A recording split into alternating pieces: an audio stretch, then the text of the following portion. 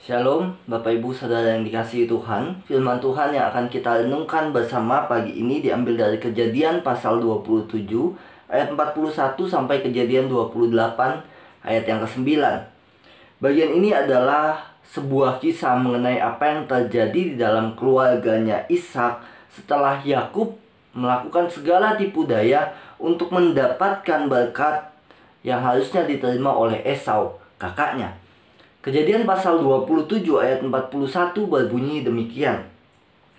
Esau menaruh dendam kepada Yakub karena berkat yang telah diberikan oleh ayahnya kepadanya. Lalu ia berkata kepada dirinya sendiri, "Hari-hari berkabung karena kematian ayahku itu tidak akan lama lagi. Pada waktu itulah Yakub, adikku, akan kubunuh."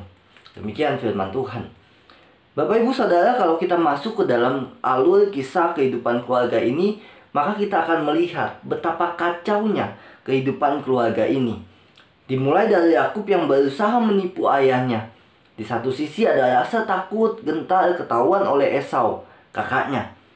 Kemudian kita diperlihatkan mengenai betapa marahnya Esau yang tertipu berulang kali, sehingga timbul rasa kebencian kepada Yakub, adiknya. Bahkan sampai-sampai Esau mau membunuh Yakub. Dan kita mungkin akan sangat heran dan jengkel dengan apa yang dilakukan oleh Ribka, sang ibu, terhadap apa yang terjadi dalam kehidupan keluarga ini. Ribka yang harusnya mengasihi kedua anaknya, berperan menjaga kehidupan keharmonisan keluarga, justru menjadi tokoh utama atau otak yang justru menjadi inisiator perpecahan keluarga.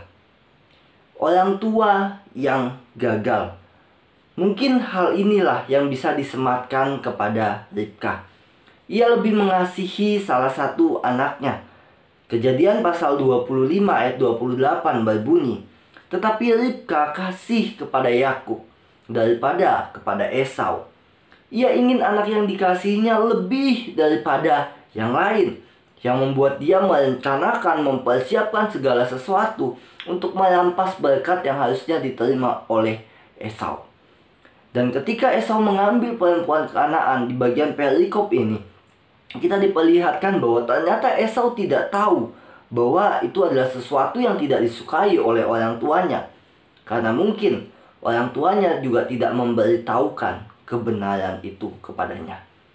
Bapak Ibu Saudara yang dikasihi Tuhan, orang tua yang tidak bijaksana dapat menimbulkan banyak sekali masalah di dalam kehidupan keluarga.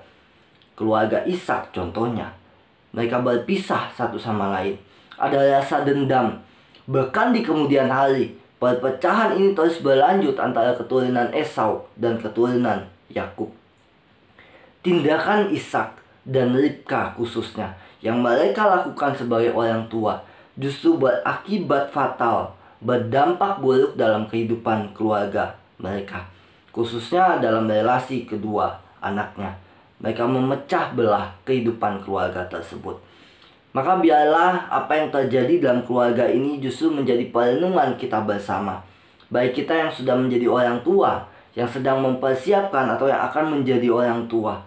Sekalipun harus kita akui bahwa menjadi orang tua tidaklah mudah, tapi kita harus berjuang bersama untuk menjadi orang tua yang bijaksana, yang tidak melakukan kesalahan-kesalahan yang justru dilakukan oleh Ishak dan Ribka, tapi terus berjuang untuk menjadikan keluarga kita sebagai keluarga yang harmonis, tentu dengan menjadikan kasih Kristus sebagai fondasi utama, fondasi yang kuat di dalam kehidupan keluarga dan di dalam menjalankan peran kita sebagai orang tua, sehingga kita tidak menjadi orang tua yang gagal. Tuhan Yesus memberkati kita.